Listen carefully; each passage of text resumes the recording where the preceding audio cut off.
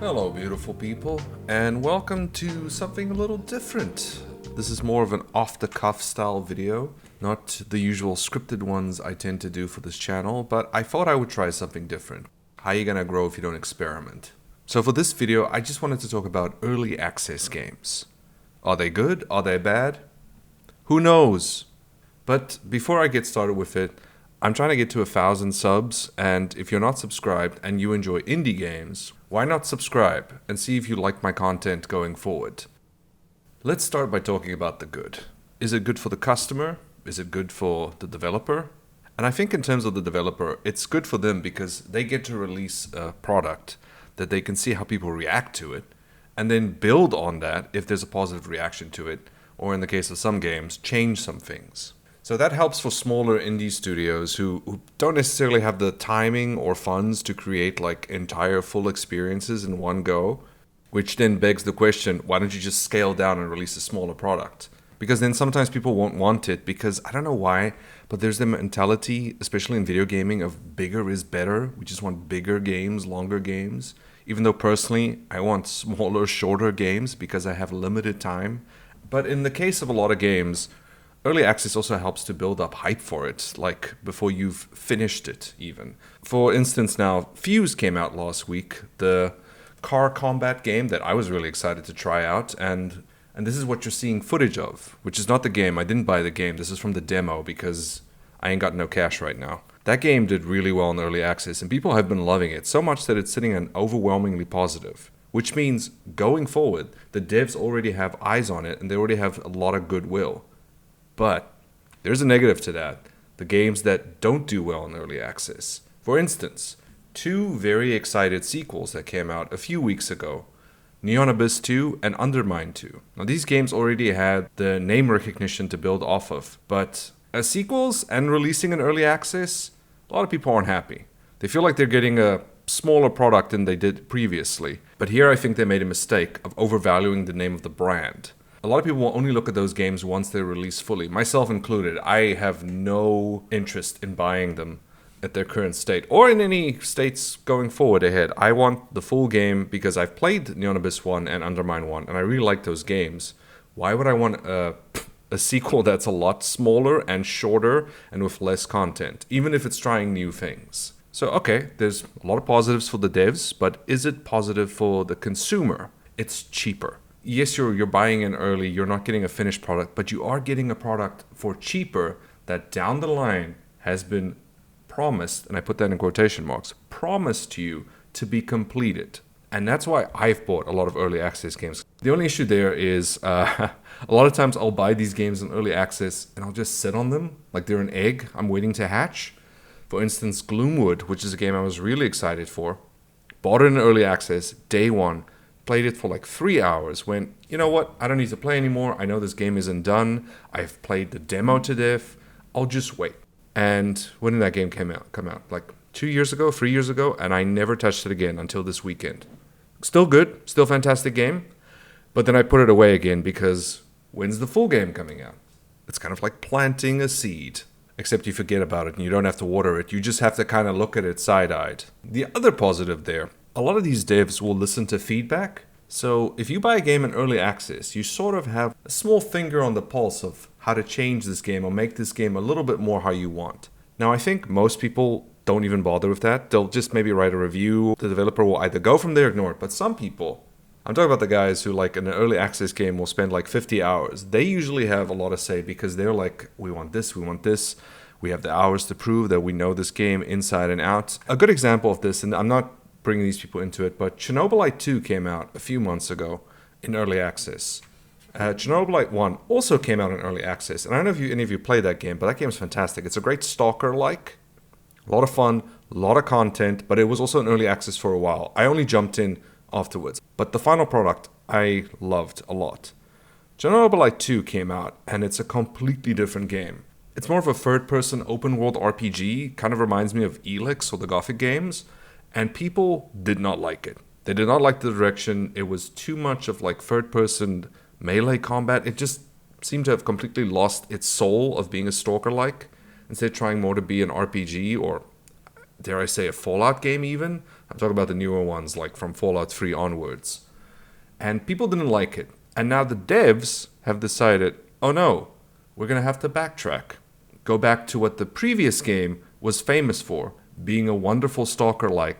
They've changed the game now so that their core audience will be happy. Without early access, if that game came out complete, people would have hated it, it would have moved on, who knows what it would have done to the studio. There's some positive there, even if there might be some slight bullying going involved there, which I'm not a fan of, but people weren't happy. So yeah, there's some positives here to say about early access. I don't know if I'm meandering a bit now or going off topic. This is my first time just talking with my thoughts alone, or maybe you're just here to hear about the bad. So let's talk about the bad. So the bad is, most of us aren't going to spend hours in a game that isn't finished. It just feels like a time waste. Why play something that's incomplete? But the most obvious thing being, you get a game that's not good. Or you get a game that's disappointing, even after early access. I have an example of that. I bought Forgive Me Father 2 in early access. Even though I didn't like the first game, I don't know why I bought the second one. I guess I was just hopeful that they'd have learned from their mistakes, because I really liked the vibe of the first game, but it just wasn't that fun to play. It just felt like Doom. Like too much like Doom. And then I played the early access of Forgive Me Father 2, and I was like, this feels a lot similar. There's some weird changes I don't like, or things they added that I'm not a big fan of, but hopefully going forward, they'll learn from their mistakes and create something different. And then I played the version 1 release, and I didn't like it at all. I found it to be just kind of dull. There were some cool ideas in there, but I didn't like it. I didn't enjoy playing it. The upgrade system I thought was just annoying. Just the levels and the enemy design were too similar, and the combat encounters just felt as stale as the first game. I know people like that game. There are quite a few people who like that game. I just did not like it at all. It was very disappointing to me. Maybe you have a story like that as well. If you do, please tell me about it below, because there's been a lot of games in early access. If you just go to Steam, you will see a ton of games still in early access that people are waiting for. But mine is that it's just this idea that you're sitting on a game that you're not playing, and there are so many options right now. Why would you spend time and money, because money is tight, like come on.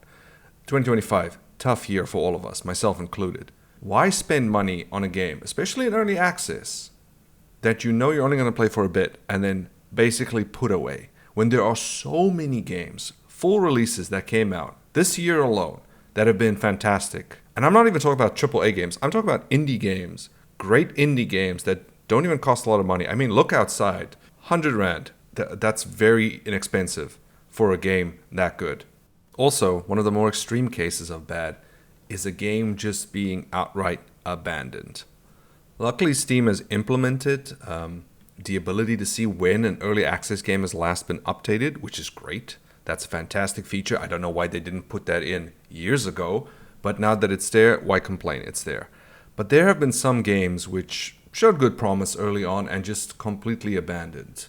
Most notable, I think, is Unforetold Witchstone, which is a game that came out in early access. A lot of people liked it.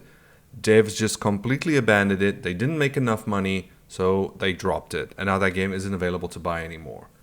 Then there's Beast, False Prophet, a good strategy RPG game with an interesting atmosphere and very dark storyline. Also, great early access release. Lots of nice content, great stuff there.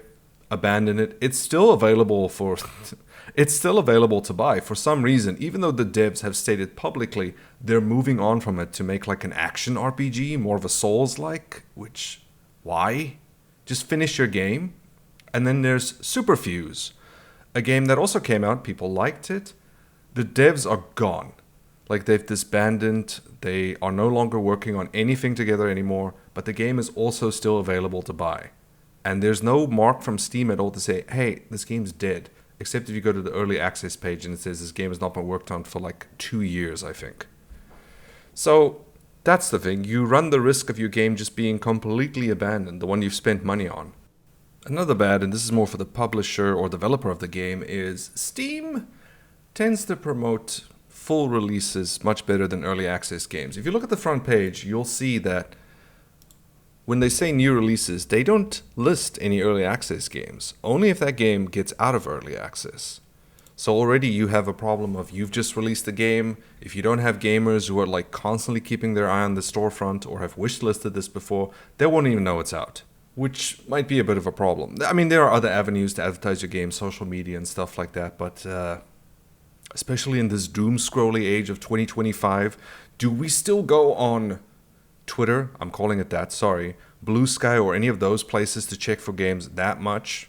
I mean, most of us get some information about new games actually from YouTube, which, I hope you found some cool stuff from me, just saying. It does become a problem, especially now with there's being so many indies out just on a daily basis that releasing a game in early access means it can be overlooked. But the thing for me about early access that I don't like is I have a huge wish list. I have a lot of games I want to talk about. I have a lot of games I want to play. I have my Steam, I have my Game Pass. So I have a bunch of games there I can try out. So when new games come out in early access, a lot of them I really do want to play, but I'll just look at them and be like, is it worth spending money on this if I'm only going to play it for an hour or two? And then forget about it. Or should I look at another game, maybe an older game that came out, something I haven't really put hours in or haven't tried at all, and that's on sale as well. Shouldn't I just get that? Because we have, what is it now, like almost 2 decades of gaming on Steam. Not to mention the even older games on GOG and the stuff on like Epic Store, if you even want to go look there. There are so many options for full releases that the problem with an early access game, it is not appealing to me unless it's a game that I'm really, really excited for. Even that has gotten a bit more of a harder sell for me. Like, for instance, I'm a big fan of New Blood games. I love the stuff they put out so much. Again, Gloomwood I thought was great. Dusk, one of my favorite shooters ever. But even Fallen Aces, which is out in early access, a game I loved the demo of and I thought it's fantastic. I still haven't bought that game in early access because I'm like, why not just wait? I'm going to buy it and I'm not even really going to play it. I know I keep harping in on this point of the whole waiting for the game to release and sitting on it, but even for me, that's a big problem. It's like buying a vacuum cleaner without the hose. It's just going to sit there gathering dust. Why bother? So this is something more I wanted to talk about, like how can we change our thinking of early access, or maybe make a decision on what to do with early access as individuals. I'm not saying to rile up and run against these devs and demand they release full games and tell them to put more time in the oven and stuff like that. But for me, it's very important that the consumer gets value for their money. If you want to buy a game in early access, think to yourself, are you going to play it? Or do you want to wait and see where it's going to go? Let's talk about me.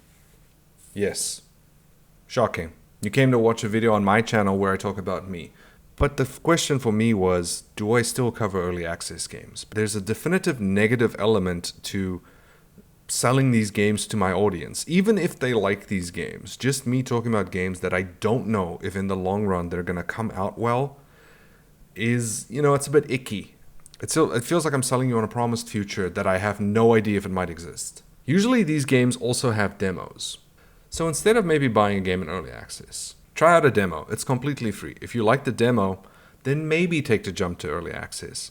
But before you do that, think to yourself, are you going to play this for only 2 hours and then sit on it for a while? Are you actually going to play the entire early access game? I have another example of that. I got Project Silverfish. Now, if you don't know what that is a first-person stalker-like. That is really good. I put about 15 hours into that game. I enjoyed the hell out of it. My first 8 hours, I was just dying all the time and I had no idea what I was doing. But once I figured it out, I was just having a blast. Wonderful time. But after about 15 hours, I was like, you know what? I experienced everything I know is good about this game. Now there's just a few grindy things left to do. There's some quests that don't look that interesting. I can put this away. And now it will gestate again. And that's a game I also had a positive reaction to. And I still don't want to play it anymore. At least until it comes out of early access. I feel it's unfair to say, get this game, if I don't know where this game is headed in the long run. It's why you won't see early access games anymore, my best of the year lists, best releases of the week. I'm just not going to talk about them in that way anymore, because how can you call something the best if it's not even complete? If I just removed early access games from my video, I'd still have more than enough content. And there you go. that's the video. This is my first just rambly vid, I would say. I'm not one that can coherently keep a thought for too long, but I try. I had my notes to my side. I talked about everything I wanted to talk about. We might not agree at all. Maybe you are very pro early access games, and that's fine. I know a lot of developers are pro early access, and they release really good games after a while. But I just feel like it's something we need to talk about, especially with so many games coming out. Like the old model, I don't know if it's gonna work forever. But I hope you enjoyed the video. I hope you have some thoughts. I would love to hear them. Please comment down below. Leave a like if you can. But until next time, I hope you have a great day. Goodbye.